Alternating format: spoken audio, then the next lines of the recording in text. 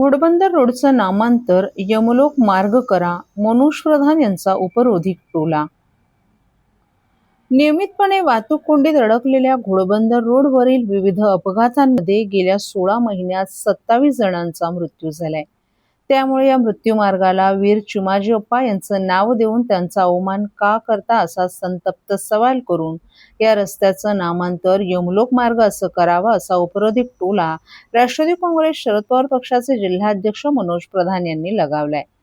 उपमहापौर कृष्णा पाटील यांनी घोडबंदर रोडला वीर चिमाजी अप्पा यांचं नाव देण्याची मागणी केली आहे. मृत्यूचा सापळा बनलेल्या या रस्त्याला नाव मराठा सैन्याच्या महान सेनापतीचं देणं हा त्यांचा अवमान असल्याची टीका मनोज प्रधान यांनी केली आहे. वीर चिमाजी अप्पा हे मराठा साम्राज्याचे एक महान सेनापती आणि थोरले बाजीराव पेशवे यांचे धाकटे बंधू होते. पोर्तुगीजांच्या जुलमी सत्तेतून ठाणे आणि वसईचा किल्ला मुक्त करून त्यांनी मराठा साम्राज्याचा विस्तार करण्यात अत्यंत महत्त्वाची भूमिका बजावली होती. विशेष म्हणजे ठाण्यातील घोडबंदर गावाजवळ ककाबे दी तन्ना नावाचा किल्ला पोर्तुगीजांनी बांधला होता. या ठिकाणी पोर्तुगीज हे अरब लोकांसोबत घोड्यांचा व्यापार करत असत, त्यामुळे या जागेला घोडबंदर हे नाव पडलं.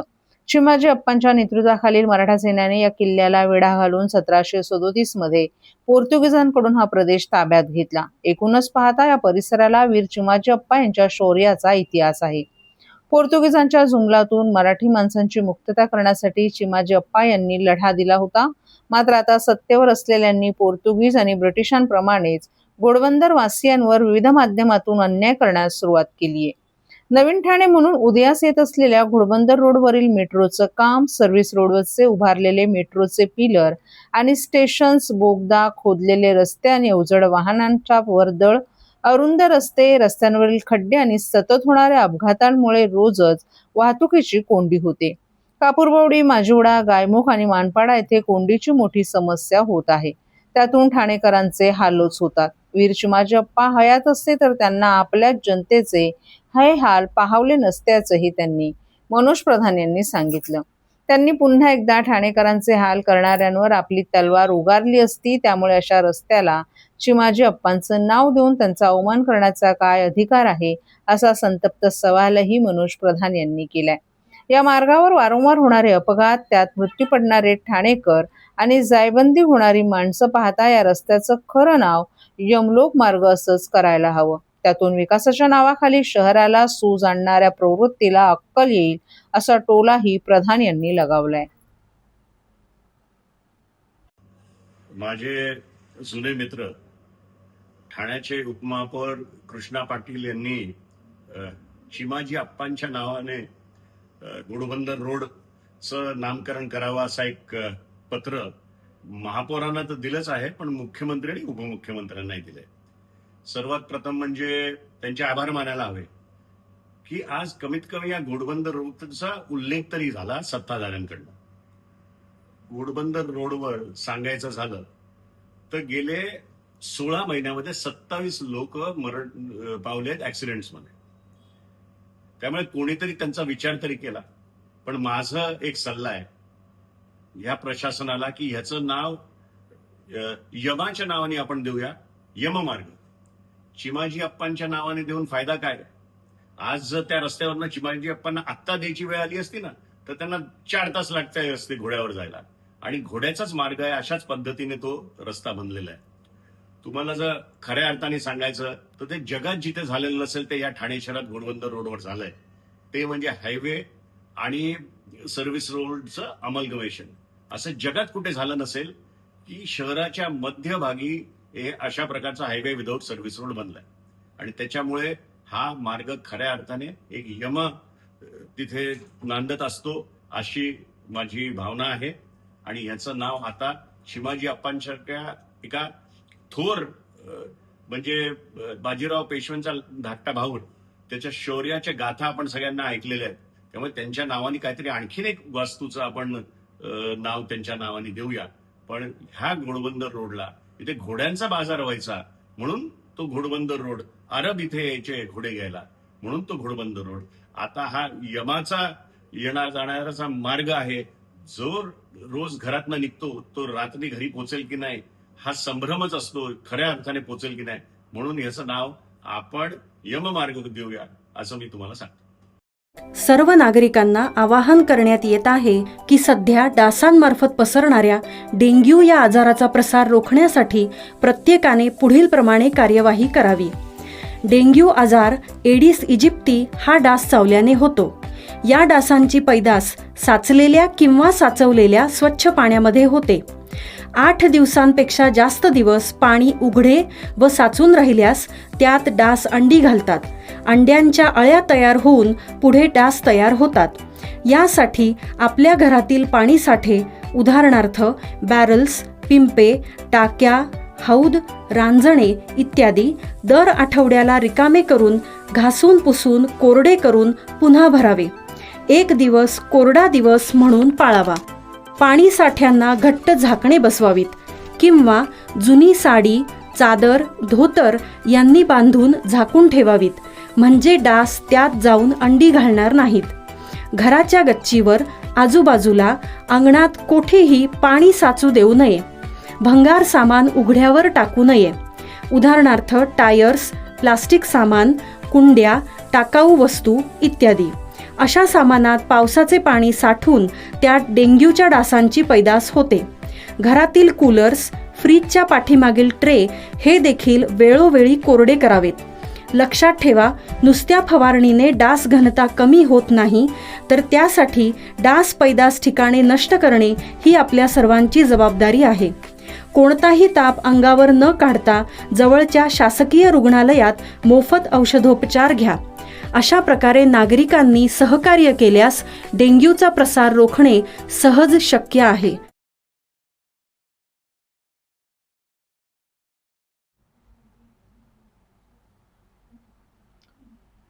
शिवसेना पक्षाचे खासदार नरेश म्हस्के यांची उद्धव ठाकरेंवर टीका. ऑपरेशन टायगरच्या पार्श्वभूमीवर राज्यातील राजकारण तापलं असतानाच शिवसेना शिंदे गट पक्षाचे खासदार नरेश म्हस्के यांनी पत्रकारांशी बोलताना उद्धव ठाकरेंवर टीका केली आहे. सरदार घरात बसणारा असेल तर सैन्य त्याला सोडून जातं असा टोला लगावत ठाकरे गटाच्या खासदारांपासून कार्यकर्त्यांपर्यंत अनेक जण त्यांना सोडून जाण्यामागचं कारणच त्यांनी शोधावं असं त्यांनी सांगितलं. राज्यात ऑपरेशन टायगरची जोरदार चर्चा असून यात शिवसेना उद्धव बाळासाहेब ठाकरे पक्षाचे 7 खासदार उपमुख्यमंत्री एकनाथ शिंदेंचे असून ते पक्षप्रवेश करणार असल्याचीही चर्चा आहे. शिवसेना शिंदे गट पक्षाच्या नेत्यांकडून तसे दावेही करण्यात येत आहेत. एकूणच ऑपरेशन टायगरच्या पार्श्वभूमीवर राज्यातील राजकारण तापलं असतानाच त्यावर प्रतिक्रिया देताना शिवसेना शिंदे गट पक्षाचे खासदार नरेश म्हस्के यांनी माजी मुख्यमंत्री उद्धव ठाकरेंवर टीका केली.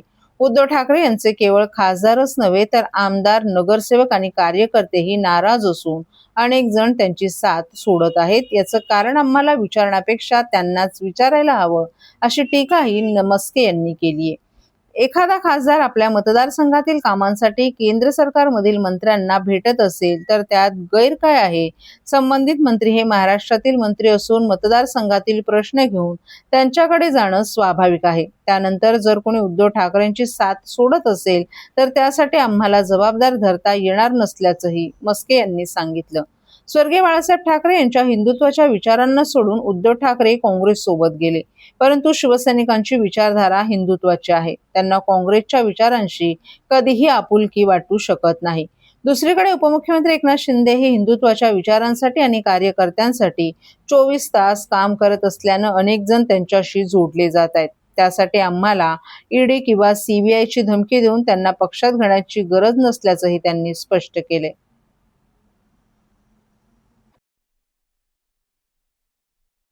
काय माहितीये का, संजय राऊत म्हणाले राडा होईल, अरविंद सावंत म्हणाले व्हीप लागू केला.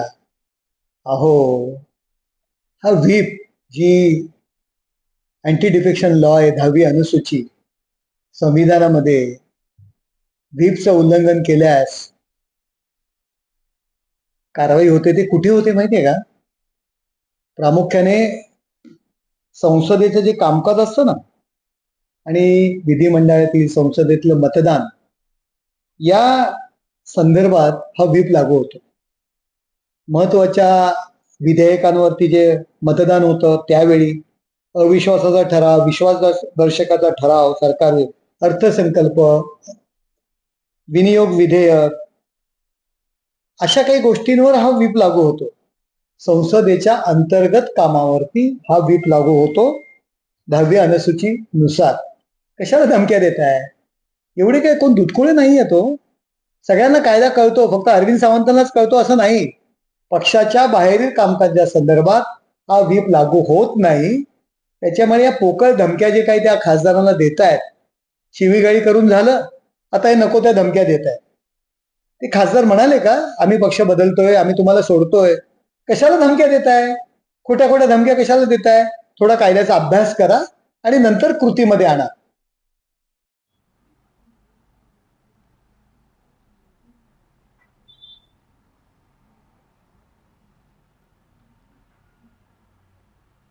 ठाणे जिल्ह्यातील पाणी टंचाईची समस्या कमी करण्याबरोबरच भूजल पातळीत वाढ घडवून आणण्यासाठी जलयुक्त शिवार अभियान 2.0, गाळमुक्त धरण आणि गाळयुक्त शिवार तसंच नाला खोलीकरण आणि रुंदीकरणाच्या कामांना अधिक गती देण्याचे निर्देश ठाणे जिल्हाधिकारी डॉक्टर श्रीकृष्ण पांचाळ यांनी दिले आहेत. जलसंधारणाशी संबंधित विविध योजनांचा सविस्तर आढावा घेत जिल्ह्यातील सर्व कामे गुणवत्तापूर्ण आणि वेळेत पूर्ण करण्यावर भर देण्यात आला. जिल्हाधिकारी डॉक्टर श्रीकृष्ण पांचाळ यांच्या अध्यक्षतेखाली त्यांच्या दालनात मंगळवारी मृदा व जलसंधारण विभागाची महत्त्वपूर्ण आढावा बैठक पार पडली. या बैठकीत ठाणे जिल्हा जलसंधारण अधिकारी तसंच संबंधित विभागांचे वरिष्ठ अधिकारीही उपस्थित होते. बैठकीत जिल्ह्यात सुरू असलेल्या विविध जलसंधारण योजनांच्या प्रगतीचा सविस्तर आढावा घेण्यात आला. जलयुक्त शिवार अभियान 2.0 अंतर्गत ठाणे जिल्ह्यात एकूण 1374 कामं प्रस्तावित करण्यात आली असून त्यापैकी 1311 कामं पूर्ण झाली आहेत. ही प्रगती सुमारे 95.4% इतकी असून विविध विभागांच्या समन्वयातून 44 कोटी 14 लाख रुपयांच्या निधीचे प्रभावी नियोजन करून कामांना गती देण्यात आली आहे. त्याचबरोबर प्रधानमंत्री कृषी सिंचन योजना पाणलोट विकास घटक 2.0 अंतर्गत शहापूर तालुक्यातील 5 ग्रामपंचायतींमधील 9 गावांमध्ये विविध विकास कामं राबवण्यात येत आहेत.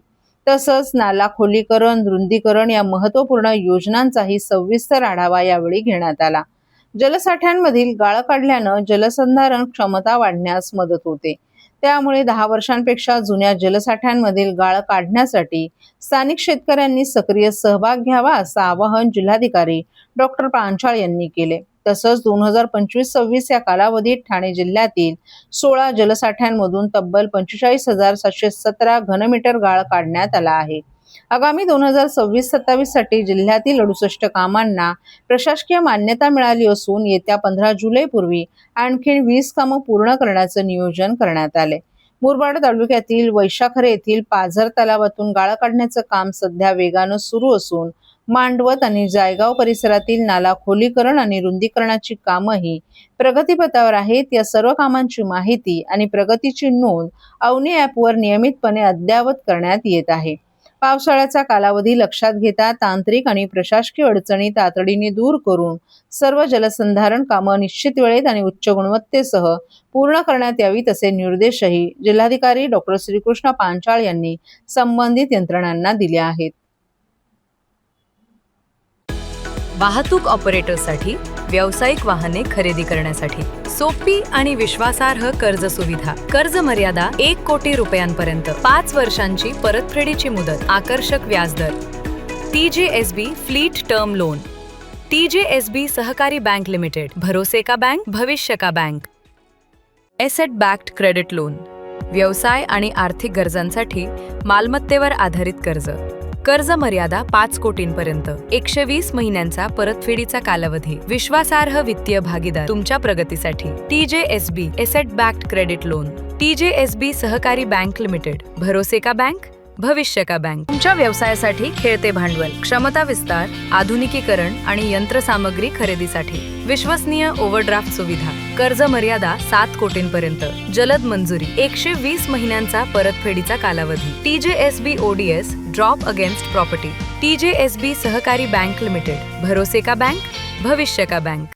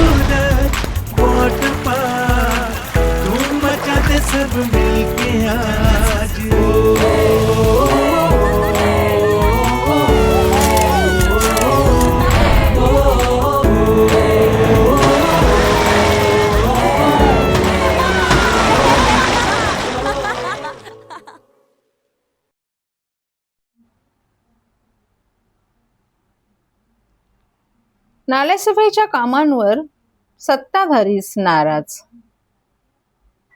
ठाणे शहरातील नालेसफाईच्या कामांबाबत सत्ताधारी शिंदेंच्या शिवसेनेचेच नगरसेवक समाधानी नाहीत.